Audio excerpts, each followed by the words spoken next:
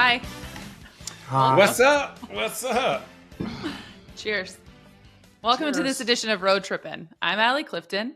He is Channing Frye, feeling good about himself. Yes, he is. And he's Richard Jefferson. Why is your service like that? My service? Oh, is it bad? Well, it was. It's all right. Let's start this episode congratulating Richard. The last time we spoke, we wished him well at the 6-man tournament, and apparently it turned out well for the sponsor himself. How did it go? Let's do a recap. How should we do a 6-man recap for all the people that don't know? And I've been trying to explain it to people. 6-man is the volleyball version of like the Rucker Park, right? New York is the mecca of basketball. Manhattan Beach is the mecca of volleyball. And once a year, they throw a 2-day 6-man on the beach. Typically, volleyball is played 2, 3, 4 on the beach. But 6-man is an indoor sport. So I've been sponsoring a team, women's team, the Soho Women's. Shout out my girl, Nikki Jagd. I always mess up her names, Jagd. But she's been running the team, doing a great job.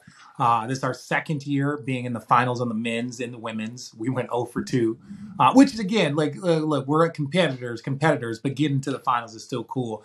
But our women's team won. It was the first time they've ever won. We won the party, which you guys know. We won the tournament, and we win the party every year, but we won the tournament finally. So shout out. Great squad of people. Our men's team is coming. I can honestly say we were not the better team. We lost, but we were hoping for a little magic, and we didn't get it. What? Where's Chase Buttinger? Chase was in the AVP. That's the thing. Some of our horses were playing in Atlanta. Chase went to the finals with the AVP. Him and his guy Miles. How about that? Yeah, that's what that guy's like some of our typical horses on the men's side. We'd had Reed Pretty before. We had some different, but Nick Lucena was on our team. We had some great players on our back line. We just didn't finish it. Got nothing, but we enjoyed it. Our women won, so the men got to rage with the women as a collective Soho party. Again, like I said, Soho owns the beach. I would love for anyone associated with any other team to tell me otherwise and prove it. This is our third year in the finals as a men. Congratulations on being the best second place team on the men's side, and then also to your women. That's exciting. You guys are like the 90s Buffalo Bills. Well, technically our women's team won, and so we are champions. Soho Yoga. Wait, what do you mean champion. technically? What do you mean technically they won? Well, I'm saying, like, I can He's still say we won when the women's team won. I can say we. I can say I. Oh, yeah. I can still say I, as the sponsor of their team for 8 consecutive years. I can say that I/we won, even though I give them all the credit. A lot of newcomers. They were amazing. Shout out to April Ross for working on that back line. It was really, really impressive. They were really, really What goes impressive. into a sponsorship package? I think I'm going into a straight sponsorship package. No, look, Vince Vaughn came out and gave some inspirational speeches. No, big deal. It was a beautiful thing.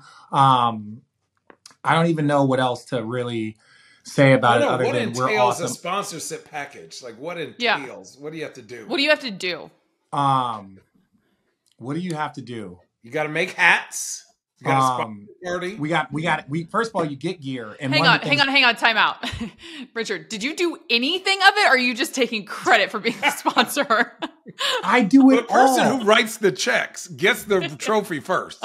I don't know if you've ever seen any professional championship, but like, before we touch that trophy, the owner touches the trophy. Yeah, we're like, what goes into this? Richard's like, what goes into it? Yeah. Well, okay, so there's different people.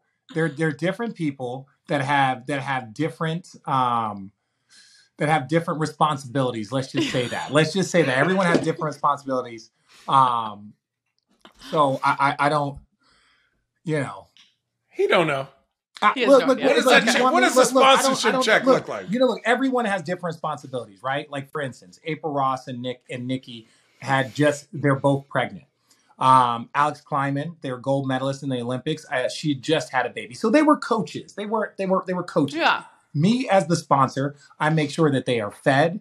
So we do a party at Vista. We do a party at Vista for the meet and greet. Everyone gets to see men and women's team sponsors. We do shirts. We do hats. We make sure everything's good. I take care of the bar tab at Shellback. You know what that means, Channing. $50. Yeah, $50. There's 40 people raging for 2 days. Then what do you mean, Channing? I was told last week that last year's 6-man sold 11,000 Fanta shots in 2 days. Oh shit! $11,000, 11,000 shots. Yeah, we were responsible for probably a few hundred of those. I can say that. $10 a shot. Yes. Oh, they're $10. So that's my responsibility. But you want to know what my favorite responsibility is now? None. We get to pick out the championship gear. So right now we're going through, we need championship hats. We need championship sweatshirts. There might have been, a conversation between me and Nikki about maybe some championship rings. I don't know. It's all up in the air right now. We got to pay some of these bills. We got to do some of these things. But yeah, that's what Soho's on. So that's my responsibility. You will see me in championship Soho Yoga 6-man gear as the owner sponsor of the team. Why don't you just get everyone leather jackets with like patches they can put on it? Well, this is the thing. So our budget got a little out of whack our budget got a little out of whack. So we might have to dial it back. We're still working through the budget and what's the most efficient way. So how about a hoodie with patches? We're gonna get to that. So right now it's me and Nikki. We've been the OGs in this because what happened was they won it, and I was thinking about sponsoring a women's team. I was still on Fletch. Long story. Either way, I see her out at the bars, and she's like, "We won." I was like, "Oh, that's dope! Congratulations!" I'm like, "What's the name of your team? Like, do you have a sponsor?" She's like, "We don't have a sponsor." And I was like, "Wait, you won it and you don't have a sponsor?" Well, that's a wrap. Here we go. That's the team. Come on over here. And they've been to a few finals. They've had some great years, but this is the first year they won. So yeah, I get to walk around Soho Yoga as 90% of our clientele is women. So the fact that we won the women's tournament makes me excited. Men's are coming. No pun intended. Hey, congratulations, Richard. Nice. Congratulations. Seriously. Allie, what did you do? Yeah, what did you do, Allie? Tell us about your weekend. I went to Chicago and I went to Lollapalooza for the second time. How was that? How long? Oh, I got crunk with Shaq.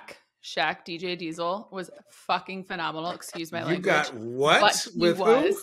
Shaq is so good at DJing. Yeah. And I don't know if you saw this, but he posted the festival that he did. He was at 6:00 on Friday night, and it was the largest festival he had performed in front of. He is so good. I am telling you, the entire park, it was packed. It was so full. So saw him. You said you got crunk? I got crazy. I had a lot of fun with my college teammate. So went to that and then saw Kendrick Lamar at night and then just kind of raged in Chicago on Saturday. He's so good. That was my first time actually seeing him live. I think he was at Coachella and I missed him, I believe. No, he came out as a guest at Coachella and I missed that because I wasn't obviously at that artist at the time. So, Allie, is that a new tattoo? Phenomenal. Are you a fan of Stranger Things? No, why? It says 11. Oh, can you stop observing? Yeah, he's being real creepy. He's being real creepy. Can we actually have this conversation? Because Rich saw this tattoo at yoga. Yeah. And it says 11, but then there's ones. And Rich wanted to have this full on conversation about it being 11-11. I was like, did you go to, 11-11 is a lucky thing. So I didn't know if she had just been to Miami. She's into numerology. I didn't know if she went to Miami and had just gone to a certain club and had such a great time. I don't know. Oh, I've heard about some of your stories at that club. My story. The Devil's Den. That's 11 in Miami is the Devil's Den is right. The Devil's Den. Go once. I've been told. Go once. Go once. Channing. So from one Hall of Fame weekend to the next, how about yours? You were just in a tent for a week. Dude, yeah, I was the opposite of taking Fanta shots. I was in the woods like Aaron Rodgers doing ayahuasca. No, I'm just kidding. Every year I go out like 4 hours. We drive with like 25 other people and we go sit in the woods for a week, camp, boat, teach my kids how to wakeboard, people ski. We drink, sit by the fire, read books, go on hikes. What book did you read? Hiking shit. What book did you read, Channing? Wine books this don't one. count. It's a wine book. Wine books don't count. Wine books. What do you mean they don't count? This is all. There's no pictures. It's actually a really good book, just about the different varietals. And this is a great writer. I think he was with, dude. We're gonna have to edit out. It was with the New York Times, but yeah, your guys' internet sucks. What is your name, by the way? Anal prober. Oh. I can't even see you guys. You just anything you see, you just have to do it phonetically. Just do it phonetically, and you'll figure it out quickly. But it said a period. Got it. Okay, anal probe. Oh, God. Prober, okay. not pro. Wait, guys, where's your internet? My internet's great. Rich's looks great. Yours is the only one that looks a little behind. What? Speaking of behind. But guys, okay. My internet is literally wired in from the box. I'm looking right at it. This is business class internet. Y'all are on the Wi-Fi. Calling all road trippers. We all know the problem with fads. They come and go. So when it comes to weight management plans, you need a long-term solution, and that's Noom. For some people, eating is an emotional experience. So when it comes to managing your weight, it makes sense that Noom has taken a psychology-based approach. This helps you to build better habits and behaviors that are easier to maintain. Using both science and personalization, Noom helps you manage your weight for the long term. The best part is you decide how Noom fits into your life, not the other way around. Based on a sample of almost 5,000 Noomers, 98% said Noom helped to change their habits and behaviors for good. Noom's personalized courses are easy to follow and will help grow your confidence with tools you can put into practice on day one. The bottom line is, road trippers, Noom's changing how the world thinks about weight loss. So sign up for your free trial today at Noom.com. Again, head to Noom.com and sign up for your free trial today. Hey road trippers, Channing and I love our dogs and want them to have the best food and nutrition available. So that's why we feed our pups food from the Farmer's Dog. Whether you have a young puppy or a senior who's seen multiple decades, any dog person like me knows the most valuable thing in the world is spending time with your pet. The Farmer's Dog helps keep them healthy, which can give you more quality years with them. The Farmer's Dog, it makes and delivers fresh, healthy dog food. It's recommended by vets, nutritionally balanced, and made from human-grade ingredients in safe, clean kitchens. It's the best option for dogs at all stages of life because it's not kibble, it's not canned goo, it's real food. The Farmer's Dog isn't just higher quality food. They also send the food pre-proportioned specifically for your dog based on their unique nutritional needs. It doesn't matter if your dog is young or old, it's always the right time to begin investing in their health, helping you both live more healthy, happy, and full years together. Get 50% off your first box of fresh, healthy food at farmersdog.com/roadtrippin. Plus, you'll get free shipping. Just go to thefarmersdog.com/roadtrippin to get 50% off your first box of food. That's thefarmersdog.com/roadtrippin. Hungry road trippers? Now that we're in the thick of summer, you might be looking for wholesome, convenient meals to support sunny, active days. Factor, America's #1 ready-to-eat meal kit, can help you fuel up fast with flavorful and nutritious ready-to-eat meals delivered straight to your door. You'll save time, eat well, and stay on track reaching your goals. For our first meal kits, Richard, Channing, and myself all selected Factor's Calorie Smart portion meals that average about 550 calories per serving. We're all as busy as ever, and it's nice to know we can prepare a delicious and nutritious ready-to-eat meal in less than 2 minutes. Plus, I needed an extra boost to support my wellness goal this summer, so I opted to try their Protein Plus meals. This added 30 grams of protein or more per serving, and the meals, they're delicious. So what are you waiting for, road trippers? Head to factormeals.com/roadtrippin50 and use our code roadtrippin50 to get 50% off. That's code roadtrippin50 at factor.com/roadtrippin50 to get 50% off today. Okay, we are going to turn our Hall of Fame weekends into the actual Hall of Fame weekend. Yeah, it's your internet, Channing. Someone just, 100%. Jeremiah just posted. Okay, to the actual Hall of Fame weekend. That is this Saturday, the 2023 Hall of Fame enshrinement ceremony is Saturday, August 12th. And so just to kind of recap the names, Dirk, Becky Hammond, D. Wade, the 76 women's Olympic hoops team, Jean Best, Pau Gasol, Tony Parker, Gary Blair, Greg Popovich, some of the names that will be inducted this weekend. So I thought we'd do like a fun little Hall of Fame episode. before we also finish our truth or trash from last week. And then Channing, you brought up the fun video from Rick Barry going on a rant about his era versus today's era. Where do you guys want to start? Should we start with the Hall of Fame stuff, or should we get into it with the Rick Barry stuff first? Hall of Fame stuff. Okay. So, one, the class in general. Congratulations to them, of course. I'm going to just put it out there for the both of you, because you faced some of these guys and others, obviously, over your careers who have already been inducted to the Hall of Fame. What made going against a Hall of Famer so tough? The ultimate green light. It wasn't always up to you. Yeah, basically. It wasn't like the going game was against or playing with?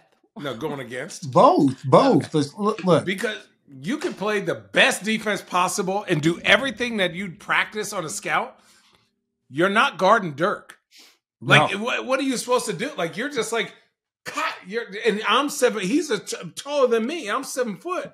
And he's shooting that fadeaway. And I'm like, Coach, what? Like, and then Rick Carlisle has him run all these different plays. It's not like he's a one-on-one guy, but like he can get to a spot and just go. So it's like, you got to get a screen by Shawn Marion or Tyson Chandler or Jason Kidd. Like, he's playing with really smart players, and he's a team guy. So, like, every game he's ever played, I think he came out at the 6-minute mark. So, like, the first couple plays of the game, it's him. He got a quick 6, quick 7. And then he's like, you're like, okay, I got a rhythm. And then he goes and sits for 10 minutes. And then you're like, shit, I'm exhausted. And then he comes back in. By the end, he got 20 at half. And so you're like, shit. Like, that's really what it is with a Hall of Famer. And like, you got to be with a Hall of Famer to have that offset, right? It's like, there's nothing you can really do to stop LeBron. There's nothing you can do to stop Steph. There's nothing you can do to stop Giannis. All of these guys, whether it was, there's two different types of Hall of Famers. There's the, I'm that dude. And then I think there's the other dudes, like, let's say like a Tony Parker, that contributed so much for so long to high levels of success. Was Tony Parker ever a first, or I think he might have been second team NBA when they won a lot of games, but like Tony Parker, I think, was a 5-time All-Star. Like D Wade's a 13-time All-Star. There's levels to it. But Tony Parker has never been the best guard in the NBA, but Tony Parker led the league in points in the paint. So, like, yeah, he's one of the great point guards of this generation. It's crazy. One of the great point guards of this generation. 100%. Did he benefit from having Tim Duncan on his team? Damn right. Did he carry his weight with Tim Duncan on his team? Damn right. Same with Manu. That's why these guys are all Hall of Famers, and why me and Channing are podcasters, right? Like, that's the point of it. And so it's like, look, Hall of Famers are different. There's levels to it.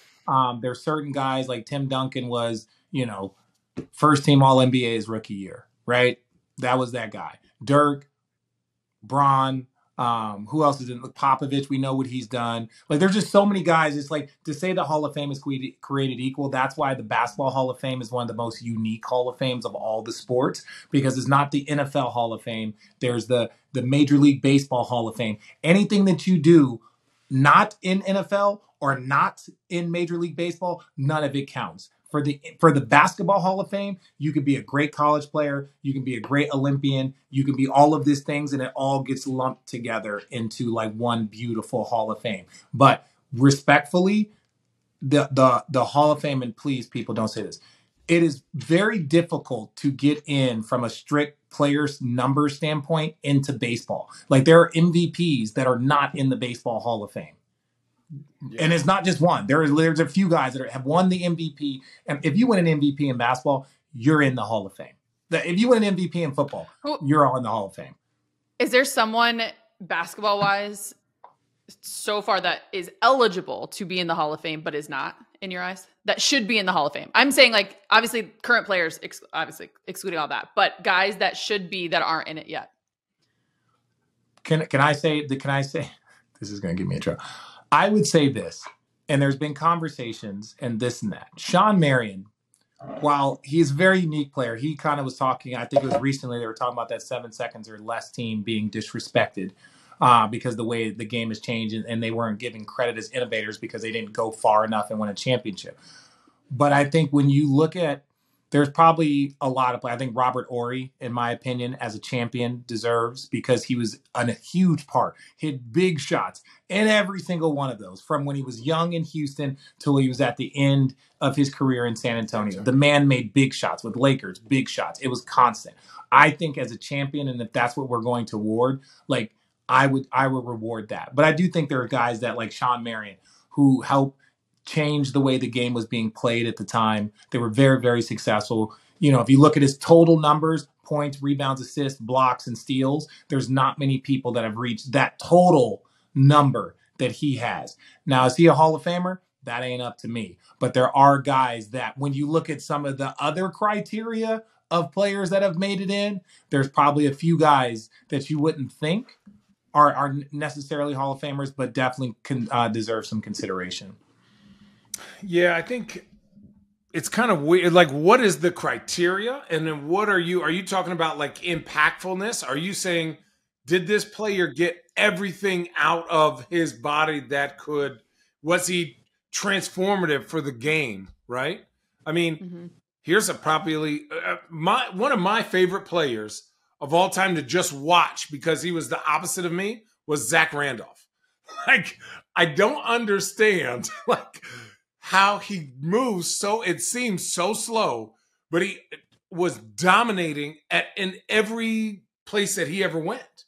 And when they needed him to play defense, he was on that grindhouse team. Like, so it's just like, what is he? He was dominant in Portland. He was dominant in New York. He was dominant for the Clippers. He was dominant for Memphis.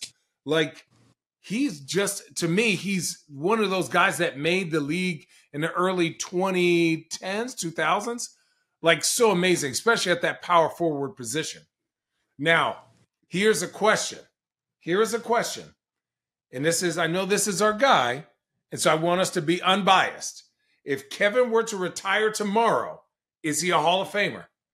I would say yes. Now, here's why. I would lean on the yes side. And from this, as a champion, as a multi-time All-Star, I do believe he has a gold. Was he on the Redeem team? Yep. As a gold medalist, maybe a world champion too. Like, when you start looking at that champion, gold medal, 5 or 6 time All-Star, like a lot of the things, like 5-time All-Star. Yep. 5-time All-Star. I'm saying a lot of the sacrifices he made was in order to win a championship. Like, Kevin could have gone and been a 9-10 All-Star, a 9-10 time All-Star, and played in Minnesota, been to the playoffs twice over the course of his career. And people would be like, that's a Hall of Famer, 10-time All-Star. Look at his numbers. And you're like, or he could be a 5-6 time All-Star, be in the finals multiple years, win a championship, win a gold medal. You know what I'm saying? So it's like, I don't know. I would lean on the side of Kevin's had, a Hall of Fame career, or very, very, very, very close in that, and that's my opinion. Do you remember early in Minnesota, and this is the truth, there was an argument if Kevin was the best power forward in the league. Yes. So, like, I know people forget, but Chubby Kevin was a monster, right? It was Think Blake, of Kevin. Yeah, it was Blake and LaMarcus and him. Yeah. There was a lot of conversations about that.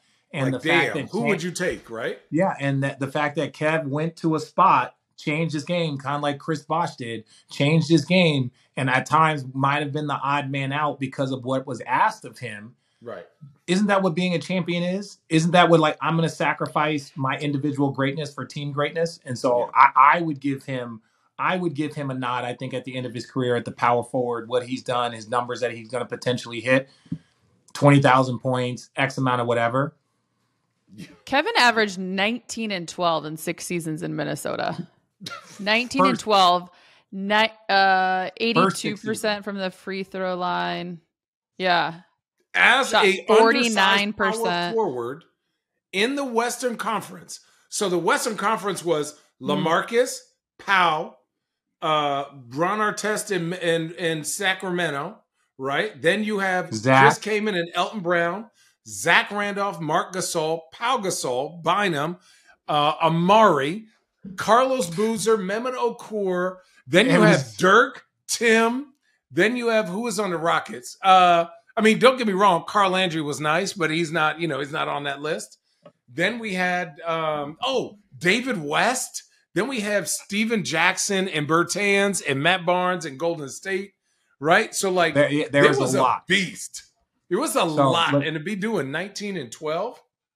And that was in his first 6 years. That was in his first 6 years of his career, was 19 and 12. And then he went to Cleveland, changed his game, became more perimeter. We know we didn't throw the ball to Kevin in the post, right? Like he might have got some second quarter touches. And that's one of the reasons why Kevin did struggle, admittedly. He struggled that first year trying to figure it out because it was like he was that dude at UCLA, Final Four. That's another thing. When you start talking about, because basketball Hall of Fame is all of your basketball career combined. He went to the Hall of Fame. He was either the number one player in the country coming out of high school. I think they went undefeated. Like, I'm saying, like, all of these things go into the pot. So I think Kevin, even though his career is not done, still has a large chance. Who's the toughest player, Hall of Fame player, that is already in the Hall of Fame? Not the ones that obviously will go in years to come that you guys faced individually. Shaq, Dirk, and then that's at my position, Shaq and Dirk. And then guard-wise, like, I couldn't do nothing with D-Wade when he was in D-Wade mode. Like, he was just too quick. When he was healthy, he was too big. I had never seen a man move like that. Yeah. Like, it just. Well, I was just going to ask, what made him so difficult? Dude, he's big. He's a big guard. And then, like, he looks like he's not moving fast. He Euro-stepped me so much, I looked to see if I was out of bounds. He Euro-stepped me so hard, I said, oh, shit, I ain't never seen nothing like that. Hey, you know who was cold? And obviously Tim Duncan's up there, right? The greatest power forward of all time. Ginobili is one of the most underrated guys. Like, you talk about, I didn't know what move he was going to do. But when it was winning time, Ginobili was like a monster. We were like double team the shit out of this guy because he's going to win this game. Whether you're down 10 or 15, he was going to make a play. Who are you most looking forward to go into the Hall of Fame? Not this weekend, or it could be this weekend. It could be. I would say careers that I'm looking forward to. Obviously, Braun's the man. Chris Paul's going to do his thing. I'm curious if we say Kevin is a Hall of Famer, is Amari Stoudemire, right? I mean, not as long as career, but, still huge impact, getting his number retired in Phoenix. My teammate played with him. I want to see what happens with these three players, Jokic, Giannis, and Embiid, right? I think whether we know this or not, they have given life back into that center position. And for me, I'm excited to see how they battle. They've all taken turns of like, you're MVP, I'm MVP, you're MVP. Like, you win, I win. Now is Embiid going to win? Like, what's happening with those three big guys? Because I feel like those guys right now are the three most dominant players in the NBA more than, and this is going to sound crazy, I think more than KD, more than Steph, individually, more than anyone. Those three players are the most unstoppable in today's game. Oh, what the weird thing is, though, are we going to see Philly versus Milwaukee against each other? I don't know, man. I think that's what I'm saying. It depends on the health of you normally Boston. Would see those battles. Like when LeBron and Steph were battling for fucking world supremacy, you knew that they were going to meet. It didn't matter. Like, again, there were some hiccups, there was some this, but it was like, at the end of the day, that's what you were going to see. And there were roster changes, whatever, but it was those two. I want to see Giannis versus Embiid. I want to see Giannis versus Embiid. And Jokic doesn't have to deal with either of those two unless he gets to the finals. And that ain't his problem, right? That's not his problem. But yeah, I think those three are the most dominant guys. Like, I think LeBron is still a top 5 guy, but I think if you had to say like physically, like health wise, like, Embiid is probably, maybe on the outside looking in health wise, but those three big boys, shit. I don't know. I don't know if LeBron is top 5 right now. And that's my guy. Right now, That's a lot for a 38, going to be a 30, top 10, top 15. Absolutely. A top 5 guy to me is somebody that does it 70 plus games and is dominant. And I just don't know. Now, here's why I say I don't know. You can't ask that of him anymore. That's too much to ask of a 39-year-old guy when you want him to play 100 games into the season and then end up having to guard Jokic or having to guard Aaron Gordon or Murray. So, you know who should be the most dominant on that team, and we talk about this all the time, is Anthony Davis. He should be a top 5 guy. I agree. Is Anthony Davis? I think that's like a no-brainer fact, but it's whether or not he will be is the question. You don't think Anthony? No, hold on. Wait, Allie. Yeah. Richard, you would say right now, top to bottom healthy, you're going to get 75 to 82 games. If you had 5 picks, Anthony Davis would not be one of your 5 picks? So, okay, Jokic, Giannis. No, I think it's no. Anthony Davis. KD. Anthony Davis, 100% is close to that, without a doubt. The problem is you added a caveat that is his number one problem. Right, totally. Right, that was my point. Right. Okay, that's a big what if. Let's say this hypothetically: if Vanderbilt can shoot 45% from 3, the Lakers can win the championship. Right. And you're like, well, that's the one thing that you have questions about. Or like, you know, if D'Angelo Russell can be an all-defensive player for this series, and you're like, well, that's not really his strong point. And that's no knock. That's no knock on Anthony Davis. It's just the reality of the situation is that you can't get 75 games from him. That's like saying, look, if Zion Williamson is healthy for 75 games, the Pelicans are a top 3 seed. Well, yeah, I think they're a top 4 seed. The problem is he hasn't been healthy for 75 games combined, you know, over the course of his career. And okay, that's a little bit of an exaggeration, but ultimately, what we're seeing is Channing's playing with look, why are you licking it, bro? Like it's a paper. I don't know. That's my thing. It's like when you add caveats that are the one issue for the player, that's where I think it can get a little wonky. And yes, is he a top 5 talent? He's been that since the moment that dude showed up in the league. We're going to get back to the current NBA in the next episode. So we're just going to finish this episode really quick on a Hall of Fame note. If you guys were both entered into the Hall of Fame, who would be your speech? Who would be your presenter? Honestly, I'd probably have to say probably Michael Jordan. Probably Michael. You know, I say it from a standpoint is that there's only him, maybe Bill Russell, that fully understand what it's like, this level of greatness that we have collectively achieved. No, I honestly probably Ronald McDonald, because if I got into the Hall of Fame, it'd be a fucking clown show. There's no like they better hope that this broadcasting thing doesn't last another 20 years. Then you should have Bozo because Ronald isn't a clown. Ronald McDonald's 100% a clown. He's not a clown. Yeah, what is he? Yes, he's a clown. Where are you Ronald from? McDonald is not a clown. What is he? Is he? I never pictured him to be a clown. Do you know who Ronald McDonald is? Yeah, the McDonald's. With the red hair? What is he? What else does he have? In the gigantic boots? Is that in the clown? red nose? Yes. What is it? Oh my God. That's going viral. That's going fucking viral. And there it is. Another episode of Road Tripping. Good That's God Almighty. Almighty. I'm Richard Allison. Oh wow. He's really okay. Channing. Who's your presenter? Ronald McDonald. We are not editing that. We are not editing none of that. I just think of him as McDonald's. I don't think of him as a clown. It's Mr. McDonald. I think it's because when you talk about it, Rich, you add so much sarcasm that I always just think of like a clown being such a negative connotation. And this is a fact that I'm like, Ronald is awesome. I like Ronald McDonald. Like, what? Ronald He's is not a awesome. clown. Ronald is awesome. Yeah. I'm not, there's not a knock on Ronald. I'm saying I am the clown there. I am the clown in the Hall of Fame. Yeah. So I would have the world's most famous clown introduce. See how I spun that around? Nice try. Well, I'll play with you.